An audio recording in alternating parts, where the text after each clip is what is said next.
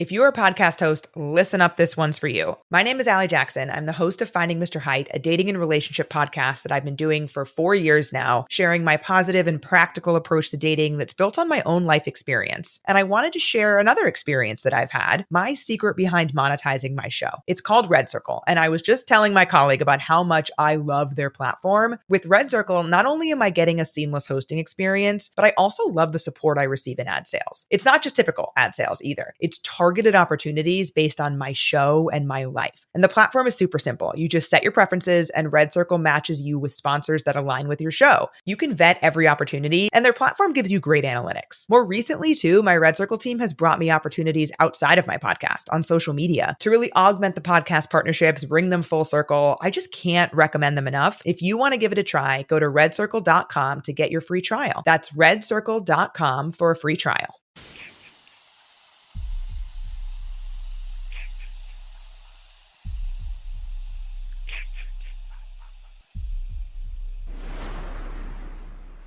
Warning, the following content may contain elements that are not suitable for some audiences. Viewer discretion is advised. Hello, kiddies. This is yours duly, John Kassir, the voice of The Crypt Keeper. And you're listening to Slasher Radio.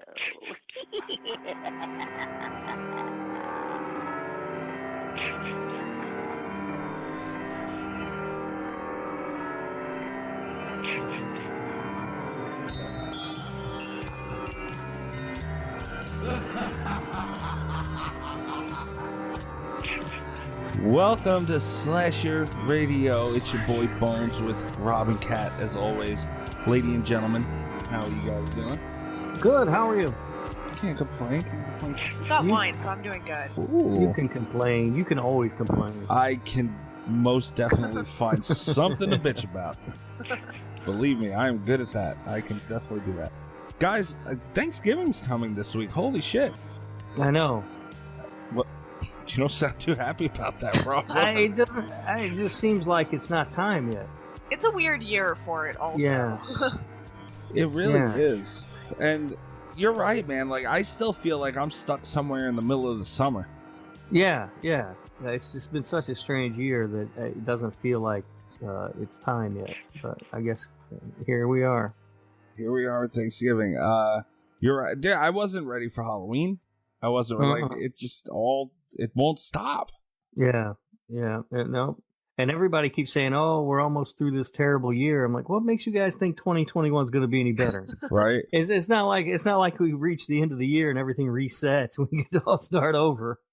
This is very true. This is very true, guys. I finally got everything we were talking about a little before we started. I finally got everything working for like sound effects and shit again. And oh boy.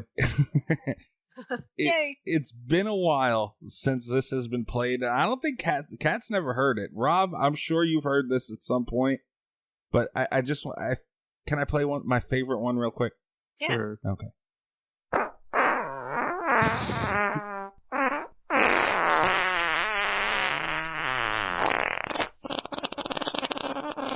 You catching this, Rob?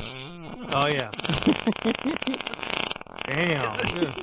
Does this explain the reluctance when you said yes? Did you know this was coming? No, I didn't know. I didn't know it was going to be this one, but... Jesus. Good Lord. That's impressive. That's your favorite one, That's huh? my favorite one. I actually got this one. I recorded it myself. I was hiding in Rob's shower one night, and I recorded this one. Oh, shit. I'm sorry, guys. I can't help myself. Anyway, it's the type of sophistication you get here at Slasher Radio. That's right. Nothing but highbrow humor.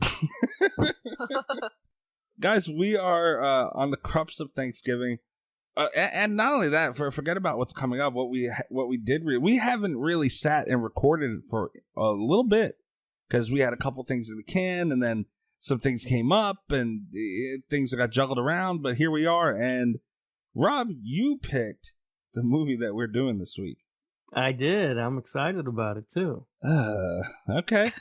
All right. I like this movie. Shut up. Oh boy. All right. Well, we're in for a good one. let's get through the news and stuff so that we can start. Because I don't know Kat's views on this, but we talked a little about it a little while ago, and she seems like she's riding the same wave of the Fog 1980 as I am. Yeah, I don't like either one of your tones. My issue with it is that I think I personally am the most entertaining when I really love or really hate something, and the Fog is like in that in-between area for me where I'm not going to get real defensive or, I'm not going to rip it apart or anything. It's a decent enough movie. I liked it. Yeah, it's in between great and awesome. Uh-oh. That's a good way of putting it, though, Kat. That is I don't want Rob to think I'm going to shit on this movie, but I can already tell the caliber he's putting this at, and I feel like we're gonna have differing views, which is always I feel like fun. I'm gonna be like right in the middle of you two, as always. As always. It's time to hump the news with Rob Humphrey. He's not a genius. All right, so let's get into the news so that we can start talking about that. And there is some interesting stuff to talk about this week. As always, by the way, you guys can go check out all these articles and more at slashradio.com. Go check out 12nightshorror.com, promotehorror.com, horrormoviestuff.com. They're great sources for horror, indie horror, mainstream stuff. Go make sure to check them out too. Give them a little look-see. All right, first up, there's a new Predator movie in the works, and it's from the director of Cloverfield Lane. I'm going to apologize for this one already. Dan Trachtenberg? Yeah, Trachtenberg. Trachtenberg? Oh, I got it right? You were close. Well, all right, I'll take it. You know what? I'm going to give myself one of those. All right. There you go. There you go. Guys, I mean, I like Cloverfield Lane. I feel like it can be... It's off from Predator, but I could see where it could mesh. What do you guys think about that? I mean, I don't know. Like, the last Predator movie sucked. Mm-hmm. And I don't know, you take a guy who makes sort of a quiet, contained movie like 10 Cloverfield Lane and you give him a Predator movie, I just don't know what the hell to expect. I was really disappointed with the end of 10 Cloverfield Lane. I'm still not quite over that one. So the idea of... the thing is that I liked so much of the movie right up until the end, and then I got so disappointed those last few minutes. Not a fan. That's fair. And you're right, the last Predator movie sucked, but this is a completely different team and view and all that stuff, so we don't know. It could suck even more. It could be great. We don't know, but I can see the matchup with 10 Cloverfield Lane, but I'm skeptical. Definitely skeptical. Yeah, I mean, anytime they make a sequel to Predator or Alien or any of them, I'm skeptical. Right. I just, they haven't made a really good one in a long time. Yeah, that is very true. And you know what? I am really going to piss Rob off here, but I'm not... I want to word it carefully. I'm not a huge fan of the Alien and Predator movies. The originals are really good. Like Alien. I think it's unfortunate that they're grouped in together, because Alien... really, really good. Aliens, really, the first 3 Alien movies I would watch whenever, but... Ew, 3 too? Well, okay. I mean, the first 2 I'd watch whenever, and the third one I would laugh through. Yeah, I mean, 3's okay, but the first 2 were just absolute classics, so I think it makes it really hard on 3. You know what I mean? They did set the bar unrealistically high, yeah. But Predator, and that's the thing about the new Predator movie, is I'm not going to be terribly offended if the new Predator sucks. I wasn't terribly offended when the last one sucked. I was okay with it. I think I'm going to be okay, even if I don't like the new one. Yeah, Predator, the original, is great. Like, it's just great, stupid fun. Yeah. But it's not quite on the same level as like Alien. Alien's a masterpiece. Alien is so good. Yeah, and and again, I'm not taking anything from them by saying that they're great movies, me personally, to sit down, if I could pick any movie I want, Alien and Predator, they're going to be low on the list. Personally. And I'm not taking that. That's me acknowledging how great they are. You know, it's one of those movies I can see why it gets put where it is. It's just not on mine. Yeah. That's fair. Are you going to yell at me for that, Rob? No, that's fair enough. Oh, wow. Okay. Is tired. Yeah, Yeah. I know, right? Jeez. I thought Rob was going to give me one of those fucking... Catch me outside, how about that? Yeah, look at that one. Oh. No, you woke me up for this. I'm sleepy. Poor Rob. All right, so we'll see what comes of that. I'm sure it being 2020 and everything getting delayed. I don't know how Dan Trachtenberg said on Twitter it was supposed to be a surprise, and he's been working on it for almost 4 years. So I don't know where they are on that train. 4 years, Right? How long does it take to make a damn movie? Come on. I don't know, but I would imagine he's been working on maybe getting the role of it, getting the right. I don't know how that works, but it's hard for me to believe that there's actually been work being done for 4 years. I don't know. But next up, Never Hike Alone, the Ghost Cut is out, and there's new scenes and features for it and all that stuff. I haven't seen Never Hike Alone in its entirety. For anybody who doesn't know, it's a fan film of Friday the 13th. Did either of you guys catch this? I know it was a big deal a few years ago. It was, yeah, it's good. They did a really good job with it. I haven't seen. They made a sequel called Never Hike in the Snow, Right? Which just came out, and I haven't watched that one yet. But Never Hike Alone was really good. I don't know what the hell the Ghost Cut is, though. I think it's from the snow one. It's what it seems like. Oh, Yeah. well, I don't know. But yeah, they did an excellent job with the first one. Yeah. Kat, did you catch Never Hike Alone? I didn't. I actually have not seen it. Okay, well, what do you think? I mean, I think it's great that, because again, I've never seen it in its entirety. I'll sit and watch fan films and all that stuff for sure, and this is definitely the higher quality of them. But Kat, what do you think about fan films? Because I think it's great that, especially Friday the 13th, the legalities and all the shit they're tied up in right now, at least we're getting something, right? Oh, yeah.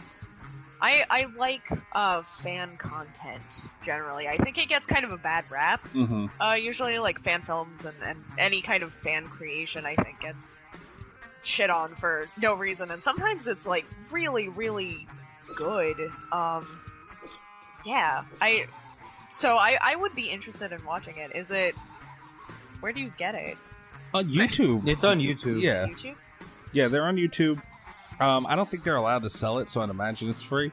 But no, Kat, you're right, because I think people think fan film and they think like 18, 20-year-old kids with, you know, their cell phone or a GoPro going around making a Blair Witch Project style fucking Friday the 13th movie with a mask they bought on eBay. But I mean, there are, especially now, the day of 2020, how easy it is to film content. I mean, there's high quality stuff out there. And this is definitely one of them. And it's kind of cool is that they're... I mean, dude, it's crazy how fan films... Like, that's some DVD type shit. You know, like Blu-ray, where you get extra cuts and scenes and features. And, like, it's crazy that it's come that far. It's nuts. Yeah. Yeah, I'll watch fan films, but, you know, I do it... I always go in a little skeptical. So, like, I'll start it, and if it looks like garbage, I'm turning it off within the first couple of minutes and I'm out, you know? Mm-hmm. But other than that, I don't mind it. I enjoyed, like I said, this one, Never Hike Alone, was really good.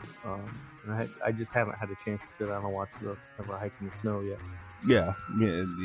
I've been looking, because I've always said that there should be a Friday the 13th movie in the snow, and that's the beauty of it, man. All these movies and rights and money and budgets and approvals and legal problems, like Friday the 13th, perfect example.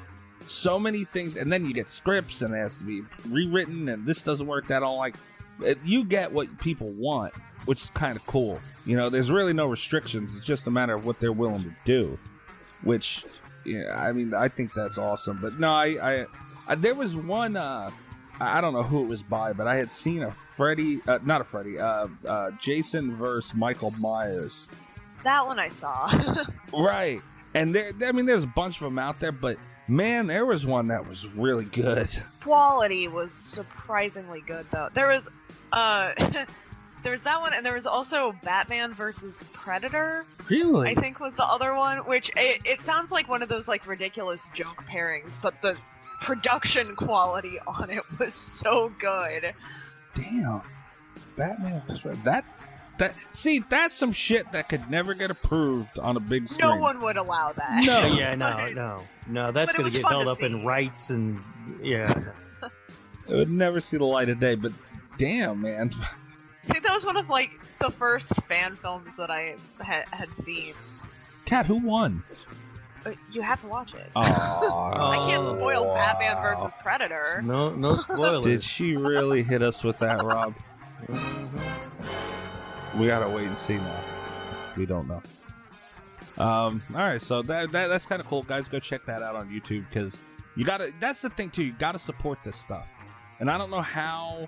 I know they can't collect money and all that, but figure out a way to support this stuff. And going to watch it on YouTube and getting them views is part of it. So definitely go do that. Yeah, check it out. Yeah. All right, so this is something that really, really makes me happy, and me and Kat already argued a little bit over this topic, kind of, sort of. Scream 5 is done filming. Kevin Williamson's tweeting about it. They revealed the title. It's going to be just Scream, which I don't fucking like. Guys, how are they going to name it Scream?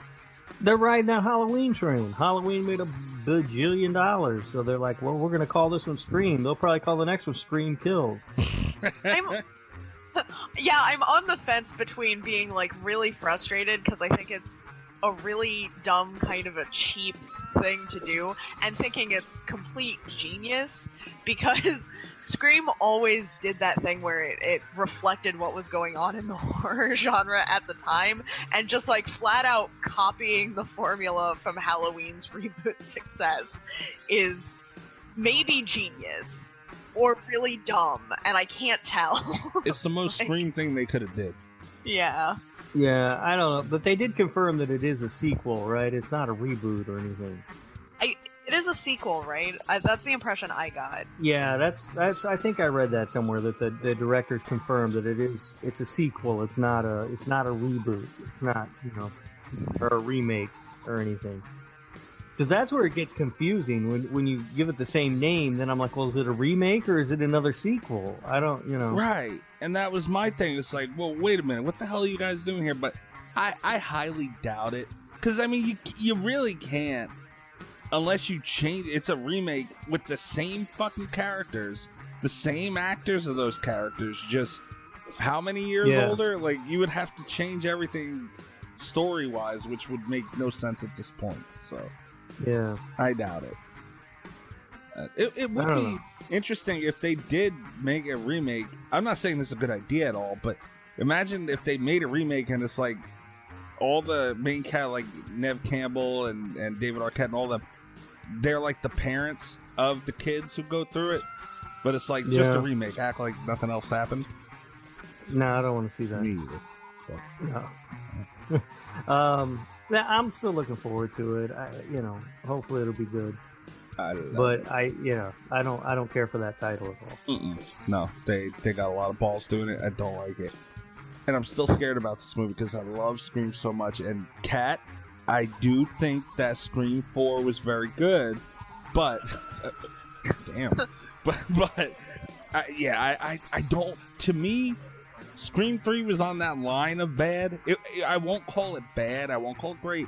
But to me, we haven't seen a bad Scream movie yet. Oh, I'll call Scream 3 a piece of shit. That was terrible. Oh, Rob. I don't think we've had it's hard because Scream and Scream 2 set the bar high. It's in that same Aliens thing where it's like the bar got too high. I think Scream 3 looks a lot worse than it was because it had to follow those two. It's enjoyable. It's not great. It's the weakest one, but it's if I've just seen the first 2 Screams, I'd watch the third one. See, I would argue that Scream 3 is objectively a bad movie. It's just bad. It has Jay and Silent fucking Bob in it, for God's sake. It's a bad movie. Rob, damn it, I'm gonna stop you right there. Do not talk bad about Jay and Silent Bob, damn it. I love Jay and Silent Bob. I love Kevin Smith. They're great characters. They don't belong in a fucking Scream movie. Well, Wes Craven and Scream were in a Jay and Silent Bob movie. Which one? When? Jay and Silent Bob Strikes Back. Remember the chimp was Scream? Was Ghostface? No, I don't remember that part. I haven't seen that movie in years. That's a good movie. Yeah, they were running through the movie set. Wes Craven's sitting there, and then they ran into a Scream. Oh. Yeah. Okay. Yeah, that's took right. the mask off, and it was the monkey. Yeah. Now, that works better than having Jay and Silent Bob in my fucking Scream movie. I don't want them in. I'm appalled. No, Scream 3 is objectively bad. Scream 4 is okay. I don't even know who 2 people are at this point. Jesus Christ. Anyway, I'm not going to turn this into a Scream episode right now, even though I really, really want to. Well, they've got an uphill battle because they're making a Scream movie without Wes. Yes. And then they're gonna give it a stupid title. And not off to a good start, guys. True. I'm glad you brought that up too, because, dude, it's so to take you'd be better off. Well, I don't know, better off, but it'd be arguable to take out Nev Campbell before Wes Craven if you really look at the whole thing. Because I would trust, as much as I love Neve Campbell, I would never want her taken out of this franchise. But I would trust if Wes Craven was there, he'd figure it out and make it work and make it great. Well, I told you, I wanted him to make Sidney Prescott the killer in Scream 4. I was all excited about that idea. I did think that was going to be surprise of Scream 4, and it was not that my enjoyment was banking on that, but the end that Scream 4 had did feel very lackluster in comparison. Yeah, it was like some AV nerd or something, and yeah. That is the second time I heard that. Dismay, who used to do this show, shit all over Scream 4, and we had it out over that. And that was her argument. She was like, there's no way that girl and that little nerd is going to be doing all that lifting bodies and doing all this stuff. She got a point. Don't make me say that on recording right here, please. But Scream 4, by the way, I don't think Scream 4 is bad. It's not a bad movie. It's just, it doesn't... I watched them not that long ago. I watched all 4 movies because it'd been a while since I'd seen them. And there's something about it where it doesn't quite feel like a Scream movie to me. I don't know. It felt like a reunion episode. Yeah, like I can't quite put my finger on it. What it was about it where it didn't feel like the other movies for some reason. But it's fine. I mean, I didn't hate it or anything. It's better than the third one. Okay. Yeah. All right. I will say it is probably better than the third one. Although, again, I think the third one's enjoyable. No, it's not. But it's not. You're wrong. It's not scary. It's not up to the quality of the other ones, but I have fun watching it. Scream 3 had moments. I'm not sure you guys know what fun is. Coming from Rob fucking Humphrey. Holy shit. Sweet Jesus. But no, Scream 3... It had moments, and I'm not gonna sit here and argue that it's a really good movie because it's not. But it did have moments that you could point, like, okay, that was good, and that. Hey, man, that's more than most movies give you nowadays. This is true. Yeah, there you go. All right, so enough of Scream. The last thing I wanted to bring up to you guys was, and this just came out, I think today, yesterday, something like that. Robert Englund joins the cast of Stranger Things 4. Oh, I'm gonna have to start watching Stranger Things now. That was my exact reaction right there, Kat. Beautiful. There it was. It's not a bad show, guys. Really? It's not. I don't know. Yeah, Stranger Things is entertaining enough. I don't know what they're gonna have Robert Englund do, but he's a disturbed man imprisoned for a gruesome murder. In Stranger Things? Yeah. All right. No, in real life. There you go. No, I like Robert Englund. It's always weird for me to see him outside that Freddy makeup, but it'll be, it's a good show. They'll use him well. I have faith in the guys who make the Stranger Things. It's been solid pretty much all the way through. There was a couple of detours in season 2 that were kind of stupid, but it's a good show. I've never watched it. It's just one of those things that I look at and I hear all the hype about it and everyone's talking about it, and I've seen a couple things. I've seen that fucking Demogorgon, and I look at it and say no. No! Yeah. I mean, I can see why you wouldn't want to. Like, I got on it really early. Like, when it came out, I started watching it, like, right away.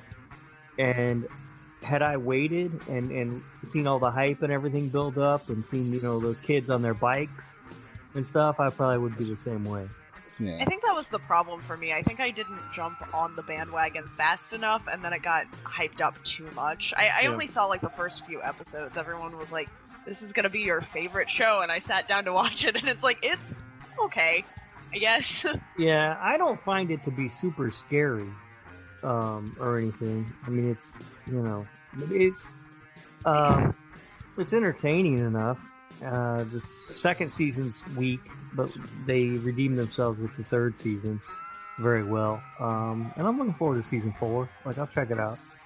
And having Robert Englund on board, that makes it that much more interesting to me. Yeah, and I think Robert Englund takes the type of pride in his legacy that he wouldn't jump on. Tony Todd is very similar, also in this way. They won't take anything on unless it's up to their standards. So yeah. I trust that in him as well. So I love Robert Englund. I really like Robert Englund, but some of his roles, maybe. Oh my god! Cat. Zombies versus strippers. I've never seen the Robert Englund's in a movie with strippers and zombies. Yeah. Yes. Yeah. Oh shit. Yeah, but I don't know what you're talking about. That's a classic. All right. Oh my god. Oop, I didn't mean to do that.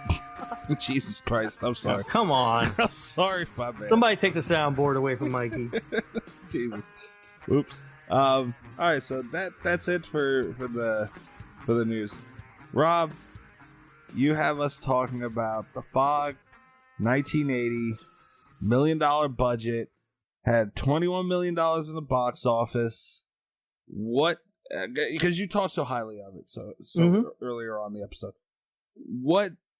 You know what? Actually, before you even tell us what you think about it, give a quick, because I've seen so much shit online about this movie, and even just because I think I've seen this twice, once in its entirety and once not, forever ago. And I remember sitting there thinking, is this a slasher? Is it paranormal? Is it like, what the hell? Give your quick, because this is something that a lot of people are, they're looking up. Oh, as soon as I put in The Fog 1980, Explained was on the list. So it's like a lot of people obviously look this up and say, what the hell is it? Give a quick synopsis of what you think this movie was. All right, so first of all, it sounds like a lot of people are dumb because the movie's pretty simple to understand. So it's about, there's a town, Antonio Bay, that's celebrating its 100th birthday, its centennial, if you will. And they come across a group of people, find the legend of how a diary explaining basically how the town started. And they had caused a ship full of lepers who were coming over to settle a leper colony to wreck. They did this purposely so that they could steal their riches. We learn all that as the movie unfolds, but now on this 100th anniversary, this fog is rolling into town, and there are mysterious creatures in the fog that are killing off the townspeople one by one. Right. I don't see what's so hard to understand about that. Well, I remember, and Kat, I don't know if you felt the same way as I did, but I remember watching this the first time I watched it, and I remember thinking it was a slasher. I had known nothing about it. I was like, who knows, 14, whatever. And I was like, oh, okay, this is a slasher movie. Because it kind of gave you the hook and all this stuff. Looked like a slasher. And then it's like, wait a minute, is this a creature flick? And then I moved to paranormal, and I'm like, Kat, where did you get confused too? I will say I don't remember being confused the first time I watched it, but I didn't remember it very well. Like I remember having seen it and a couple like vague scenes. So when I went to rent it to watch it before this episode, there was a moment where I read the synopsis and I was like, "Is that what the fog is?" And then I had to do like a double take. It was like, have I seen this? Am I thinking of the wrong movie? Like, what happened? Because I did not. The synopsis that Amazon gave me was also very weird. It made it seem like it was going to be a lot more about the ship itself, like, which. But I remembered like all these cityscapes, and then I read the synopsis that's like, ghost crew haunts, people on the anniversary of their death, and I was like, is that right? Is that? Yeah. Which technically it is, but it was very misleading. And then, I started watching the movie and it's like, okay, yeah, I remember this. I've seen this. I guess I can see, like, I think the confusion that people might have comes from the fact that there's a lot that happens to make, there's a lot that happens to sort of give the hints, especially towards the beginning, that something weird is going on in town. Like we see like that sort of gas station that kind of comes alive on its own, right? And then you see like the glass is shattering and like the clock and all the other stuff. So I get that, but I just chalk that up to there's something weird in the air. There's weird forces at work. When I sat down to watch it this time, and I've seen this movie I don't know how many times, as I was watching it, for some reason I kept thinking there were ghosts in the fog, but they're not really ghosts. They're just sort of creatures. And so I think that maybe they're not well defined exactly what's in the fog, and maybe that leads to a lot of the confusion too. I mean, at one point you get a guy who's in the morgue who just sits up and grabs a scalpel as if he's a zombie. Right. I don't know why that's there. Honestly, I have no clue. Like it doesn't mesh with anything else that happens in the movie. But there it is. They had a lot of crosses in this, like, so it leads you to demonic. It's like I got confused. I'm not gonna lie. Well, there is a lot of that sort of church imagery and stuff, but that I think is because it's because of the priest. Father Malone, I think is his name, and it was his great grandfather or whatever who set up the scheme to kill all the lepers and take their money. Who was also, I believe, the priest in town. So that I think is why you see a lot of that imagery in the movie. I think one of the things that really got me is that a lot of the scenes that I remembered really well from the first time I'd seen the movie, like back when I was a kid, is I remembered a lot of the tension toward the end of the movie, but I was surprised at how much supernatural buildup there was watching it through this time. Like, I did not remember any of the buildup. Yeah. Which I think the end, there were a lot of plot threads that I really liked, but I think it would have been a more memorable, and maybe it might have made a little bit more sense if they had focused in on any one of those plot threads, because alternating back and forth, it's not a very long movie. It's like just a little under an hour and a half, I think. Mm-hmm. And there's a lot going on, so none of it gets explained the best. And I think all of the church imagery, I think the story with Father Malone in there would have had more of an impact if he had been a larger character from the beginning. Like, we see him in the beginning, but we don't really know what his deal is until later. Yeah, I could see all that. It's less focused. Yeah. Than Halloween, for sure. Well, that's a pretty good lead up into my next question for you guys. Obviously, this movie was preceding Halloween. I seen comparisons to things you could throw, like, oh, okay, this is John Carpenter, this is John. Did that stand out to you guys a lot, or is this something that was just like completely okay, this is its own thing? I think that this is very much its own thing. Although, because it's John Carpenter, he has A his style. own style, Right. his own style of filmmaking. I mean, he's very much the definition of an auteur, and so I think that people can draw comparisons between it and Halloween because of that. Yeah. You know, it also he did the score for both movies, and so there's a bit of the same sort of feel to the score as there is for Halloween. But I don't see other than those sort of comparisons, which you could make for any sort of director that has their own styles movies. I don't see any comparisons at all. I feel like John Carpenter, I'm not going to say more so than anybody, but he's definitely one of those guys where his style is much more defined. The Thing, as much as I hate to bring that damn thing up, but I don't know how you I don't know how you can hate on that movie. Here we go, Kat. You A see brilliant movie. Oh boy, Kat, what do you think about The Thing? I like The Thing. God, it's a fucking genius movie. Oh my That's why. god! So I'm outnumbered on this one too. Yeah. Great, lucky me.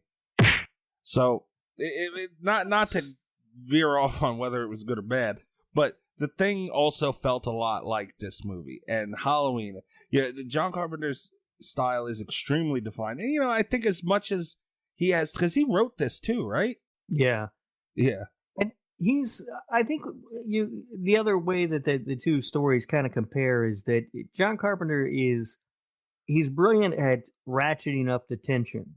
Yeah. And creating very, tense moments on screen. I think he does a good job at that in this film too. I will say, if the entire film had been, I don't remember her name. She would have had to be developed a little bit more. I think if Adrienne Barbeau had been the central character and she had been up in her radio tower, like with the fog coming in, I think some brilliant tension was implemented in the scenes where she's, she apologizes to her son for not being there to get him back, and it's very emotional. And there's the scene, they're in the car, and she's explaining on the radio where the fog is coming in, and they're like making turns accordingly. And everything where she was in the radio tower was very tense. And if it could have been that level of tension through the whole movie, it would probably be one of like my favorite classic horror films.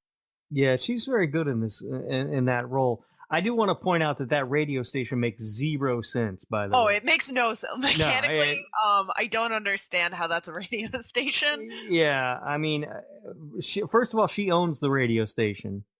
So, it makes no sense because she's the only person who works there, and it's only on the air from 6 p.m. to 1 a.m. What the hell kind of radio station is that? Sure, very, very true. Yeah, but I do love that.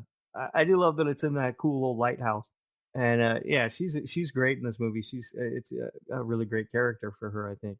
It is, and I think part of why it doesn't get as much shine as it should is obviously Jamie Lee Curtis, and she was coming off her Halloween performance, and she was really blowing up at this point. She had done Prom Night prior to both of those, right? When did Prom Night come out? Prom Night I thought Prom Night was like 81. Let's see. Prom Night 80. Okay, so so same year. Yeah, so she had just come off of Halloween, which is a big ass thing. Then you get Prom Night and this in the same year. So yeah, and you got Terror Train in there somewhere too. Jesus, that's right. Yeah, that is very true. So Jamie Lee Curtis, it's hard to. You're not gonna outshine her, So I think that's a shame of it too, where you had. As much as you don't want to say Jamie Lee Curtis's character should have taken a back seat because she is who she is, but maybe in this movie it might have been a little bit better of an idea. Character-wise, like the character was not as interesting, and I don't think added as much to the tension. I agree. Yeah. Yeah. Which again, it's very hard to say because I always want to see more Jamie Lee Curtis and things, but and that's the tough part because. Especially with John Carpenter, obviously there's ties there, so he's gonna push for her to do as much heavy lifting as he can. But maybe that was a bit of a mistake on his part. Yeah. Well, I think at the time that he made this, he was married to Adrienne Barbeau, so you'd think he'd want to prop his wife's Ah, character up more. you would think. You would think. Yeah. Damn. Did you notice John Carpenter's acting role in this movie? I did not. I didn't. No. Yeah, at the very beginning of the movie, he plays the character Bennett, who is sort of, I'm not even sure what he does. He works around the church, and Father Oh. Malone tells him to come back tomorrow. That guy? Yeah, I did not recognize him at all. yeah, that's a young John Carpenter, uncredited in his role. Yeah, Damn. Well, he just slid right on in there. I didn't even notice him. yeah, he's got this movie's got a hell of a cast. It does. Adrienne ahead, Rob. Barbeau, Go ahead. Adrienne Barbeau, Jamie Lee Curtis, Nancy Loomis is back. She played Annie in the original Halloween, and of course you got Tom Atkins showing up, drinking his beer, driving his truck, proving he doesn't need a mustache to get the ladies. Oh my god. Absolutely a tremendous cast, top to bottom. It's got Janet Leigh's in it, who of course is Jamie Lee Curtis's mother. You know, Yeah, it's just top to bottom a great cast all the way around. how the hell do you put Jamie Lee Curtis before Tom Atkins? How is Tom Atkins? But that's fucked up, bro. You should have been unbiased in your statement on listing this cast, and you waited to the end, despite me, to wait and pull Tom Atkins out of the. Yeah. You save the best for last. That's how it works. Oh my god, I can't with you. You know what? Yeah.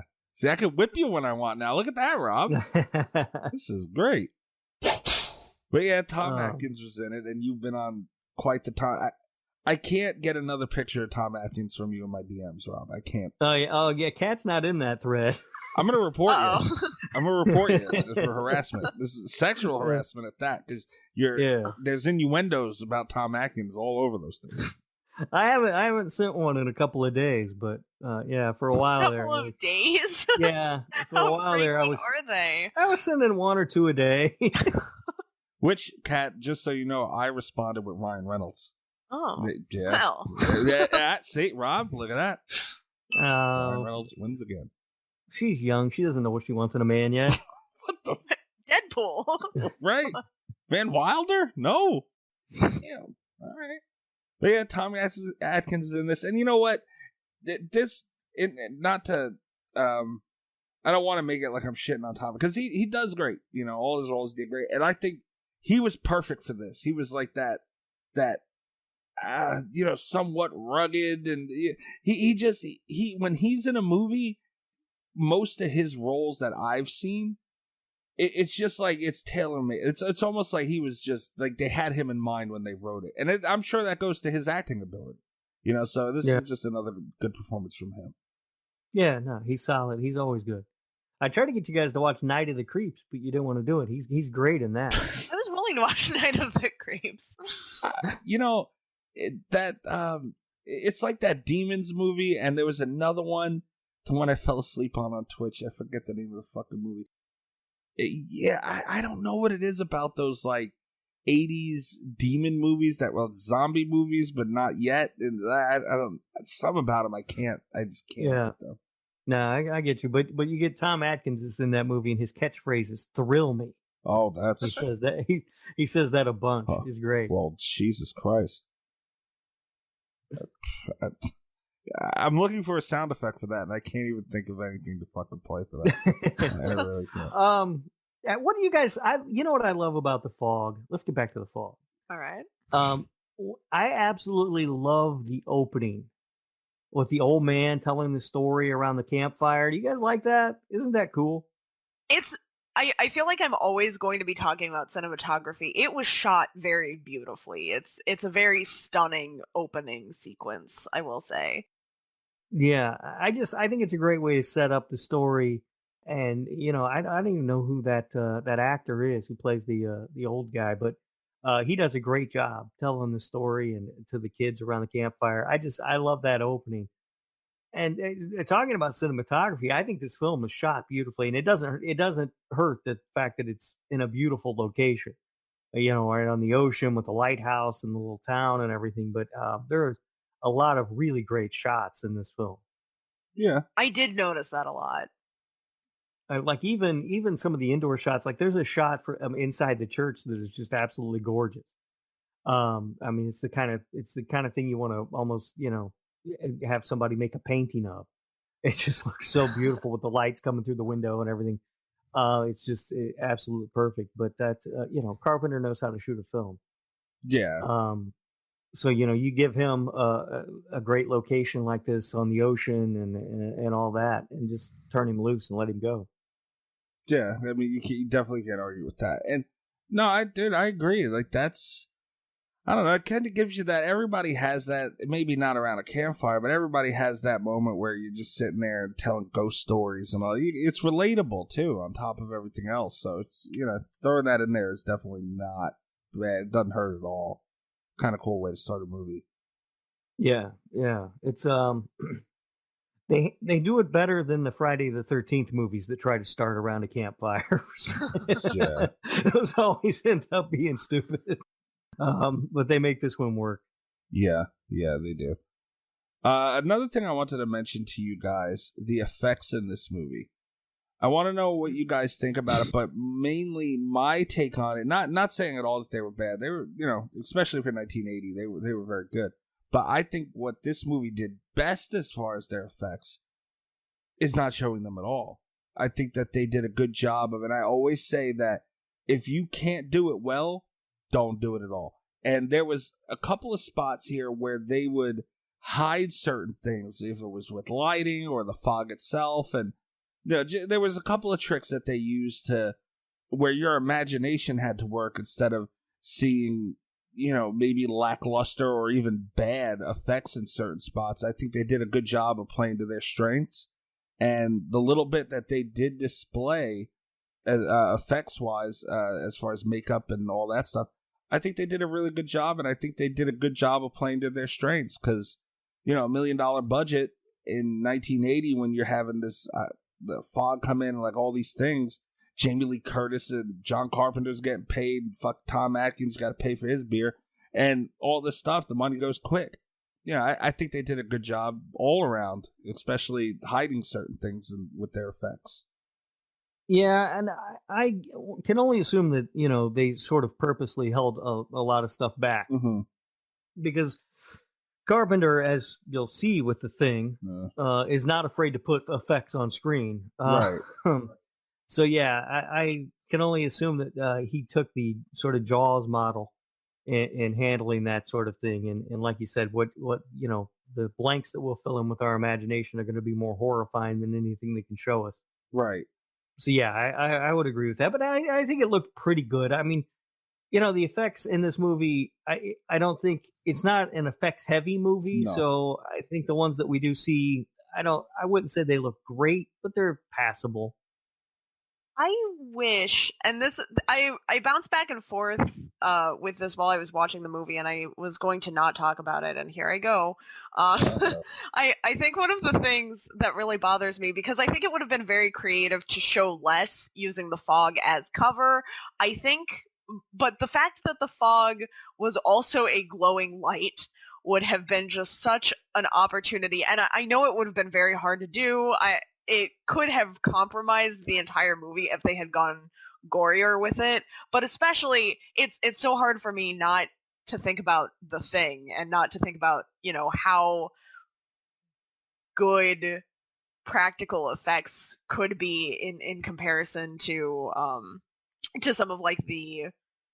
I wish if I were seeing a remake of The Fog, completely disregarding the fact that there is a Fog remake. I was going to not talk about that. We're just can see a remake. We're just gonna. If someone were going to remake The Fog today, I think having more practical effects in there would be a very good use of the glowing fog, and the glowing fog made some really beautiful shots, but I feel like it made the hiding gore behind the fog less effective. I felt like it was working against itself in the fog dynamic in certain death scenes, That makes sense.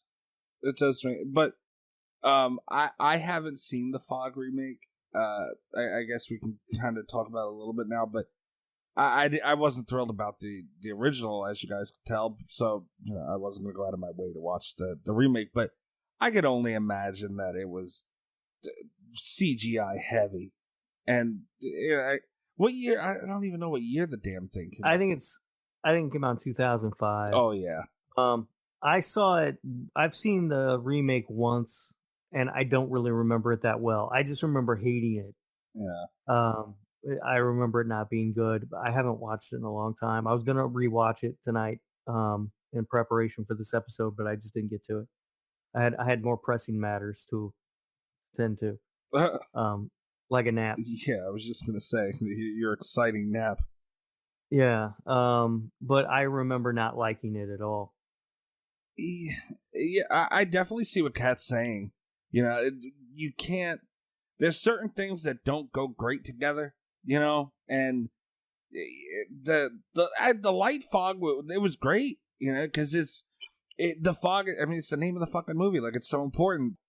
And it's hard because there were good shots. It's hard to say, like, I wish that the fog hadn't glowed, because that it was part of it, and Right. it created some really beautiful shots. It put more of a focus on the fog, but whenever someone died in the fog, having those like really intense shadows, I think, would have been more effective. Like, hiding the practical effects, I think, would have been a little bit spookier, as opposed to there were a few shots in there when, especially on top of the radio tower, lighthouse tower. I think she was on top of the lighthouse. If she was climbing the tower, I'm going to be really pissed, because that will fry you immediately. Yeah, I don't know what was going on. I don't, like, location-wise, I don't know where she was at. But there were a couple shots there that looked a little bit hokier.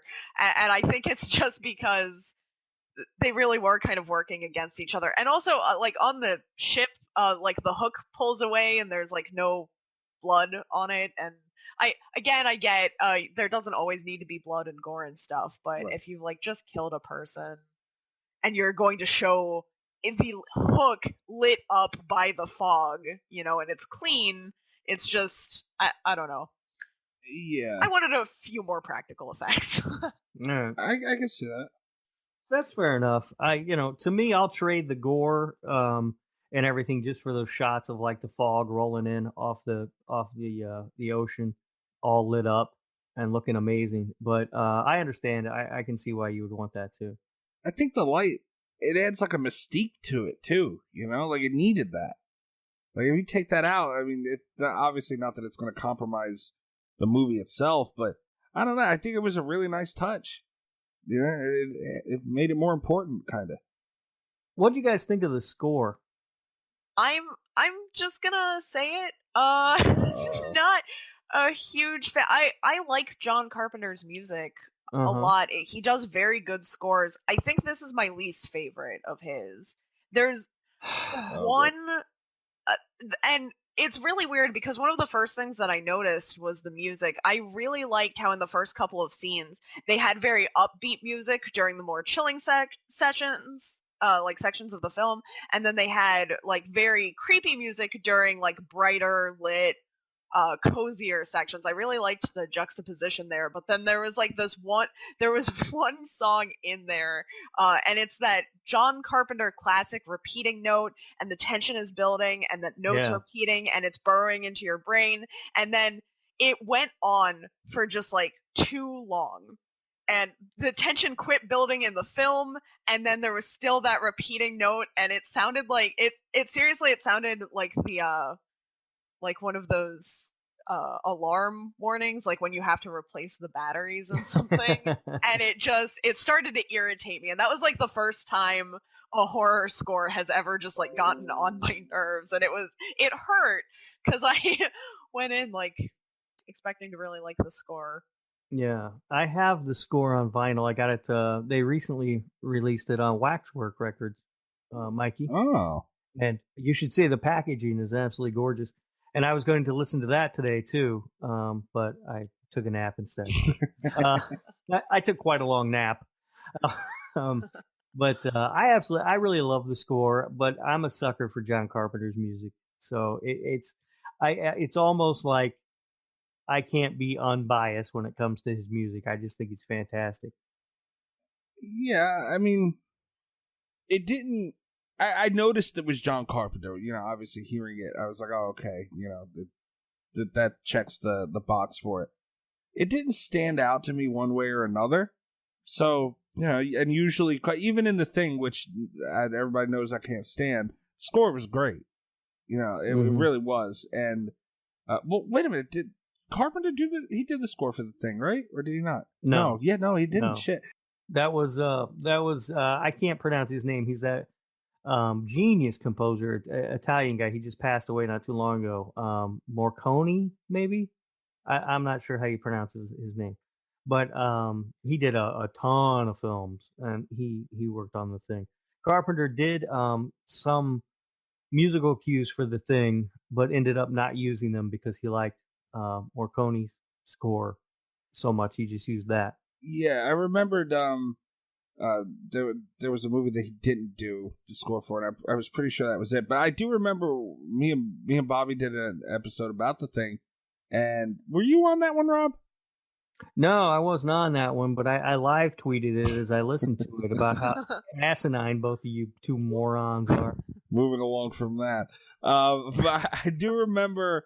I'm pretty sure. Don't quote me on it. I'm pretty sure we noted that he didn't score. I don't remember, but I remembered saying something along the lines of, you know, it sounded like Carpenter. You know, like I'm pretty sure I noted. I mentioned that it wasn't Carpenter, but it sounded like Carpenter. So either way, he had to approve it somewhere along the line. So obviously, John Carpenter approved, and this didn't really stand out to me, which I guess would go to show you that it was one of his lower, you know, I guess tiers of work, maybe. I don't know. But it didn't come across as bad. I enjoyed it.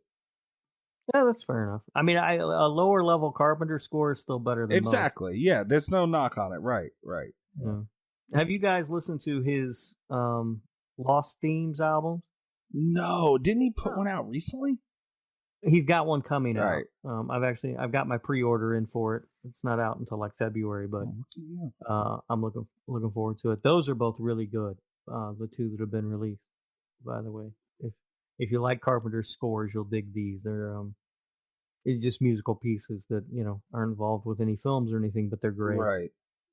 Oh shit. Also, at one point in the movie, I found this interesting that Adrienne Barbeau's character is announcing a song that's coming up or that she's getting ready to play, and she says, "This one's from the Coupe de Villes." Do you guys know who the Coupe de Villes are? Nope. No. The Coupe de Villes is a band that John Carpenter started with Nick Castle and Tommy Lee Wallace.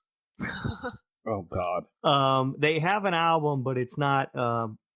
It's called, I think it's called "Waiting Out the '80s" or something like that. But they didn't release it, but they recorded the album and gave copies to friends and family. But you can find it online. It's I believe I found it on YouTube one time. So somehow somebody got a copy and put it up on YouTube. It's very 80s pop, very funny. Really? Yeah, it's really it's not, I mean, it's not terrible for the time, but it's just so cheesy 80s music that it's funny. You know, hear John Carpenter doing this kind of music. And they also did a video for one of the songs from Big Trouble in Little China. They put a song in Big Trouble in Little China from the Coupe de Ville. So yeah, you can check that out. You know, it's crazy how well known John Carpenter is for his acting, his directing, and even his writing here and there. And everyone knows he's a composer and he does his scores and music and everything, but it's so overshadowed. You know, like he could probably have been an extremely, I mean, well, he is, but had he not gotten into movies and film and everything, he probably still could have been an extremely successful musician. Oh yeah, I have no doubt about that. Yeah, he's great. And I think his father was a music professor or something, if I'm not mistaken. But yeah, he's a great musician. It does get overshadowed by his film work, I think. Yeah, you're right. But that's just because he's a genius director too. Another thing I wanted to mention to you guys, I guess plural would be, I noted the villain, but the villains of this, you know, the real villain obviously is the fog. How do you feel overall that they worked that? Because there's so many different ways they could go with something like that. And, we mentioned earlier the holes and, the creatures or whatever that came out of it. Kat, do you think that they could have done a better job in portraying the fog as a villain in itself? I think maybe a little bit. I think mostly a lot of that comes from the end. Because they very quickly kind of switched through what they believed was going to be the thing that got rid of the fog, and it felt a little bit jarring. I felt like you didn't quite understand what was going to make the fog go away. There just wasn't a lot of I don't think everything needs to be spelled out. I don't even really mind that we don't know if the creatures are ghosts or zombies or right killers or what, but I do wish I had understood just a little bit better what precisely they were after, like earlier on. They were after their gold. They were coming back to reclaim their gold, but also to get vengeance on the town that doomed them. So, wait a minute. Are you saying that Warwick Davis could have been in this movie as the Leprechaun? They could have, yeah. That's what you don't see. He's in the fog. You just can't see him. Damn. Look at that. I like this movie more. But Kat, I'm sorry. What were you saying? No, I was wondering, like, if all they wanted was their gold, why didn't the fog could have gone more directly to the church, right? Like, that wasn't a direct path to the church, right? But that's not all they wanted, though. They also wanted to exact revenge because they had been led to doom by this town's ancestors, and that's why, like, when the board catches fire in that weird scene in the radio station, and it says 6 will die. Mm-hmm. It's it's coming to reclaim 6 people. I guess. I guess. I think it's one of the things that I would have maybe liked to have seen with that. It would have been really nice because they have that whole radio arc written in already. I think maybe a confession being a part of what gets rid of the ghosts, like reading that journal out on air, would have been an option. It would have been like some exposition to tie the thing up a little bit neater. Yeah, that could have worked. They would have had to figure out a way to get the journal from the church to the radio station, though, because those groups were separate. It would have been, there would have needed to be some like rearranging in arcs. It's just, I did get a little bit frustrated at the end because the 6 will die thing felt very secondary. Yeah, it's not. I mean, it's not brought up a lot. It comes up that one time, and then again towards the end. The father says it also. Yeah, when Father Malone says it's when he's presenting them with the giant cross that they made out of the gold, which apparently I don't even understand that plan. Like, they sunk these people's ships so they could get their gold, and then they didn't even do anything with the gold other than make a giant golden cross and stick it in the wall of a church. They had to hide the gold.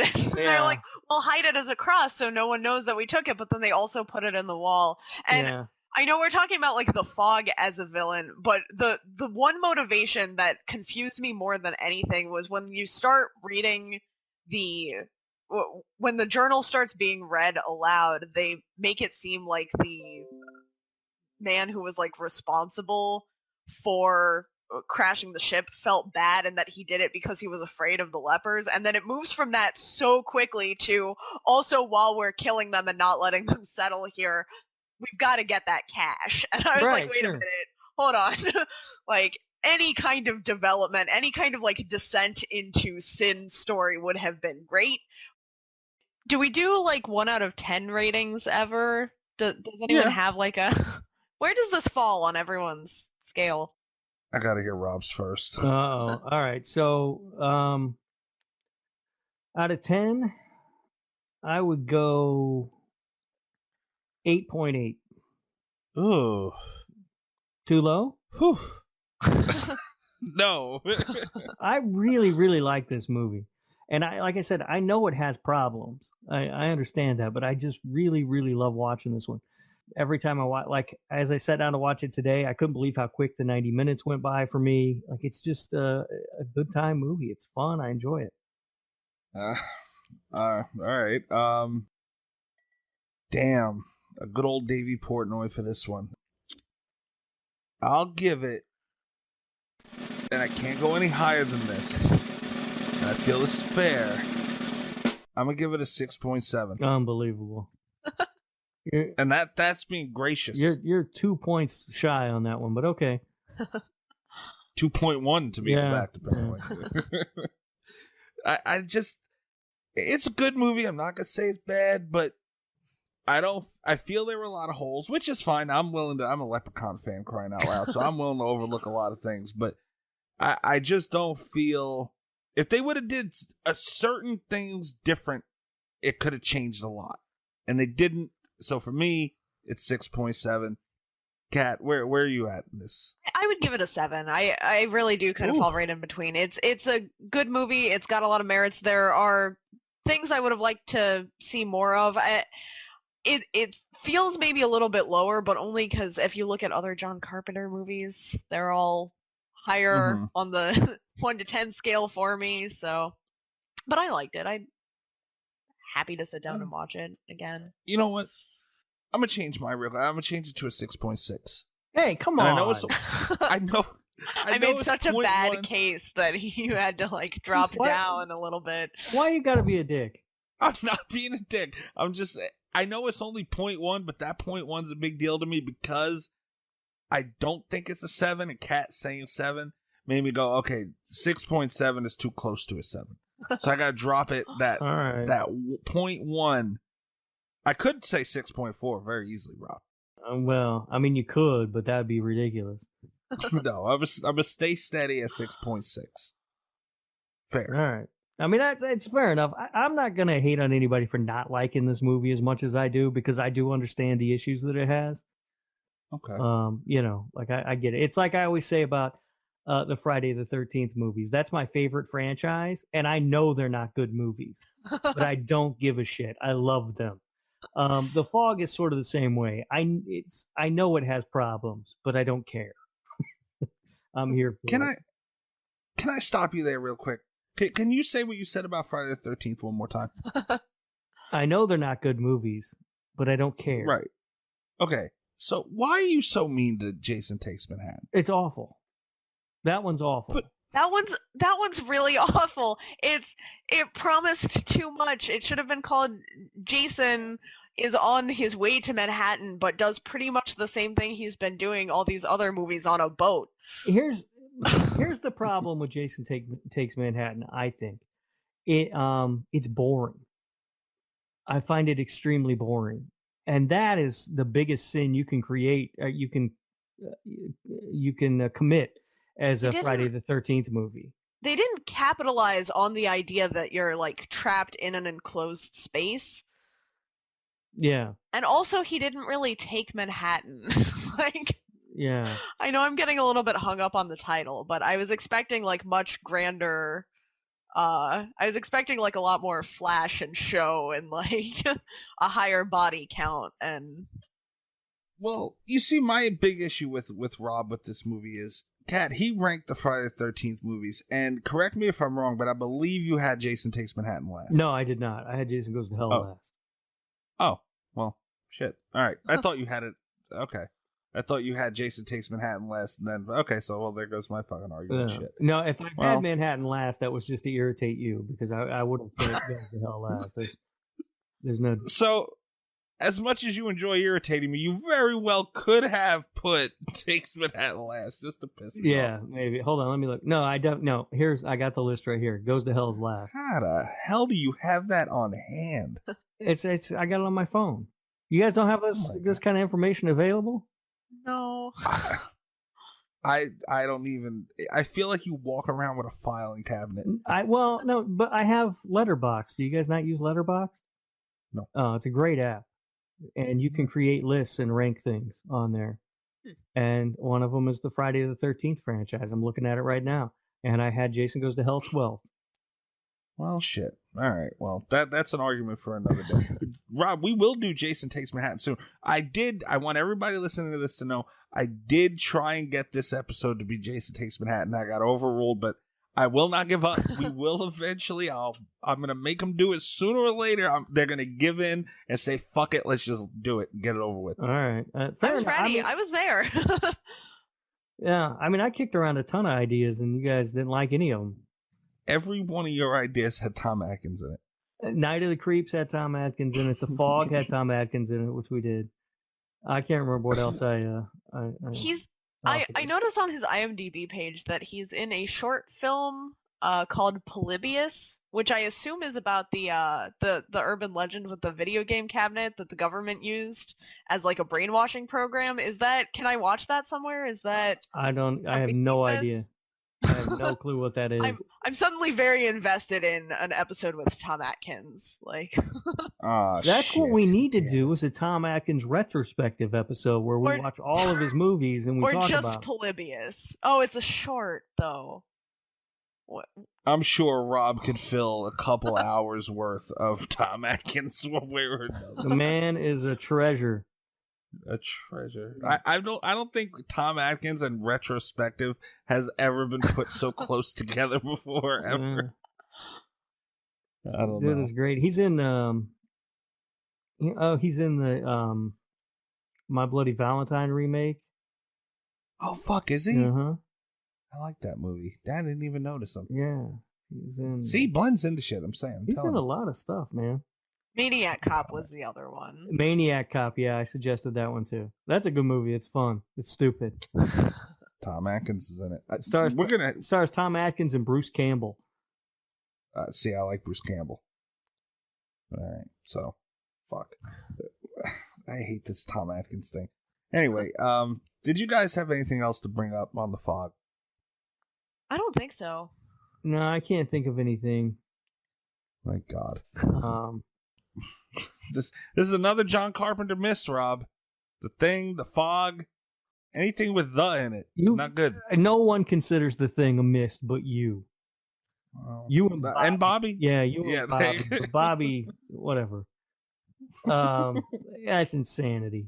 How you don't like The Thing. John Carpenter, he doesn't have very many misses, and this certainly isn't one of them. This is a great movie. You know, it has some problems. It's maybe not. It's not as perfect as Halloween, but it's still, I'm there for it. It's entertaining and it's beautiful to look at. It's just all around a win for me. All right, yeah, and you are right about that. I mean, well, most of that. If any of our younger listeners haven't seen The Fog, go check it. It is something you should see. That's without question. I'll give it that. And look for the leprechaun. You never know. Apparently, he's in that bitch. But yeah. So guys, go check us out at Slasher Radio on Twitter. Go to slasherradio.com. Bookmark that bitch. We have all our episodes on there, articles, interviews, all kinds of shit. And I'm at Mikey's Dead on Twitter. Rob, where they find you? You can find me at Radio Rob123 on Twitter, and you can also check out my other show, This Horror Life. With Ghost, and you can find us on Twitter at This Horror Life, and you can download the show wherever fine podcasts are found. So, wherever you're listening to Slasher Radio, you can listen to This Horror Life. Okay. Kat, before you tell them where they can find you, I just want to point out Rob still does not have any caps in his Twitter handle, and I noticed, Kat, that you do. So me and you are doing it right, my friend. I will never have caps in my Twitter handle. Lowercase for life. Kat, am I weird for thinking that's fucked up? I mean, I don't think so. Yeah. Nope. Caps, Rob. No, lowercase. That's how you do it. It looks cooler that way. Anyway, Kat, where are they going? At cat_velour, capital C-A-T, capital There you go. O-L-E-U-R. Thank you very much. And that's a wrap for this week, guys. Be sure to check us out next week. Good night from Slasher Radio. All the best of Slasher Radio podcast.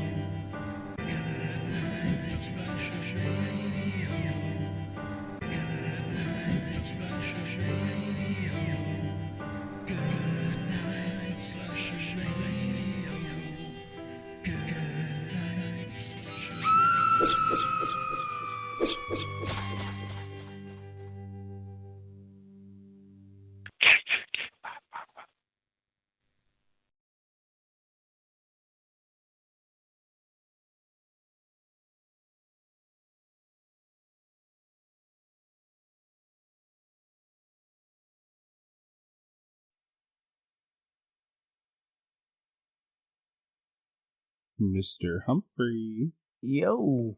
What's going on there, Sleeping Beauty? I know. I need my beauty rest. Oh, man. I am on little to no sleep. Yeah. No, I was tired as hell when I got home from work. And I was like, I'm going to lay down for a couple hours because I knew we were doing this. I woke up and I saw it was 1:30, and I was like, shit. And I looked at my phone and I saw this chain of messages. And God damn it. You know what I did? Hey, Kat, what's going on? You know what I did Sunday? I woke up at, I don't remember, and it was my grandmother's birthday, mind you. She was coming by for dinner and, you know, the whole thing. My sister was coming. And I woke up at like 9:30, 10 o'clock, something like that. I'm like, oh, okay, yeah, I'm going to go back to sleep. I was up till like 5, 6 in the morning, whatever it was. I got a few more hours sleep. I set an alarm for like 12. Dude, I woke up at 4:15 in the fucking evening. Oh, man. I said, holy shit. It was starting to get dark out. I jumped out of bed. Oh, my God. Yeah. Whew. They'll get away from me every now and then. Yeah, you can't be missing your grandma's birthday. Mm-mm. And the alarm I set for weekdays. So it going off on a Sunday did absolutely nothing. Cat disappeared. I know. You made her leave. Yeah. What'd you do? I don't know. I have that effect on women. Sorry about that. How you doing, Cat? Doing all right. It was Rob's fault. Don't worry about it. Can you guys, by the way, hold on. What's a good one to... Oh, well, fuck. You probably didn't hear that, did you? None of this shit. No. See? This is exactly what I'm talking about right here. Oh, okay. There we go. This should work. How about this? Did you hear that? Yeah, I heard that. Oh, okay. I'm trying to get the sound effects back going, and I think I figured it out. Uh-oh. Yeah, so. That'll give us something to all look forward to. No. Mm-mm. Yeah. These are so wonderful. Fun. I know, right? I have so many random ones that I don't know. Excuse me. We could start using mine. I have access to all the official Dungeons and Dragons music. Oh, from work. God. Oh. We could get the officially licensed. I didn't know there was official Dungeons and Dragons music. I didn't know either. I'm trying to figure out what the hell. Okay, we're gonna find out what the hell this one was together. That was the second most disgusting fluid I've ever had in my eye. Wow. All right. Okay, Rob, that's your sound. What's it labeled? Yeah. Like... That one comes in handy, I'm sure. It's disgusting fluid. I had to figure it out. Okay, well, that one's scary enough. I mean, I have some stuff that's actually relevant, too. That's... I'm gonna check it out. Oh, that's a good one. Yeah. I'm sure I can find some that Rob likes. These nuts. Okay, I'm gonna stop playing with those for now.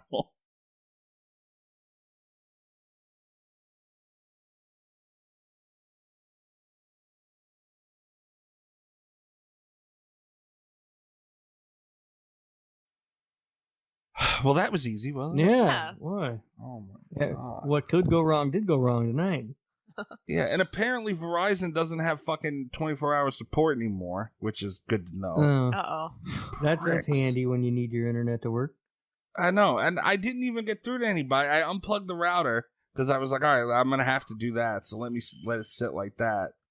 And then all of a sudden, some notification came up on my computer. I seen it in the corner of my eye, and I was like, oh, okay, Nice. What the hell? After I plugged it back in after forever, the fucking automated thing was still telling me what to do. Yeah. Bastards. All right, guys, that was... we were right. Kat, there's no way we could have did an episode on the fly. Oh, I don't think so. I would have gotten immediately sidetracked. I would have been the only one here when I found out that you didn't like the thing. We would have fought for like 10 minutes, and that would have been a total of 15 minutes. Yeah, neither one of us would have really given a shit about the argument. So, Isn't that ridiculous? He doesn't like The Thing, one of the greatest horror movies of all time. And it's again, it's like the Carrie thing. It's iconic. There've been so many takes on The Thing. There's that episode of Futurama. Did you really just bring up Futurama? Yeah, I can't get on that train with you. I don't know anything about Futurama. I don't watch cartoons. South Park? No, not really. I mean, sometimes, but not really. Did you see The Thing remake, Mikey? No, I haven't. It's not really. And I heard it was way off. It's not really a remake. It's a prequel. Oh, which is you don't really know while you're watching it, but then you sort of learn at the end. It picks up, basically it ends where the dog is running away from the Norwegian camp or whatever. Yeah. Yeah, it's pretty cool. Well, the way they did that. Doing that. Yeah. I will watch it eventually. But it's not, I mean, it's not nearly as cool because it's all CGI and shit. Yeah, that's part of the problem with that. I don't know, the fucking Thing. What a weird movie. But you got your Tom Atkins fix. You happy? Yeah, I mean, you can never have enough Tommy Atkins, but God. Whatever. I'll keep sending you pictures. I'm sure you will. I'm gonna start forwarding the cat every time you do it. Why? Because if I have to suffer, you should too. Yeah. All right, guys, that was fun. Yeah, I gotta try and get back to sleep if I can. I'm supposed to work my other job at noon tomorrow. Oh, you got plenty of time to sleep. Staying up all night, but I'm not tired now. Oh boy, go watch Tom Atkins movie. I gotta prepare for an episode of This Horror Life with guest star IR Chris. Oh shit! Yeah. Oh. Yeah. You better get the bleeps ready. If you thought I was bad, you better get them ready. You gotta get ready for that one. All right. I can't wait to hear that. Oh, God.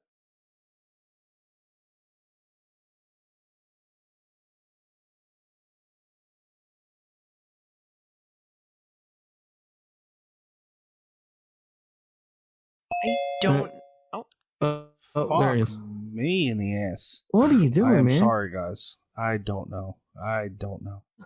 God damn it. I'm sorry, guys. I apologize. Oh, no worries. Nah, that's cool. 3 o'clock in the morning, internet goes out. Jesus Christ. Yeah, they probably shut it down for maintenance. So, like, ain't nobody up at 3 a.m. Yeah, right? Bastards. Anyway, what were you saying? I'm sorry. I do. We were trying to figure out where we were at. Yeah. Where we'd left off. I heard you guys cutting out. It was like going real slow, and I was like, oh, no.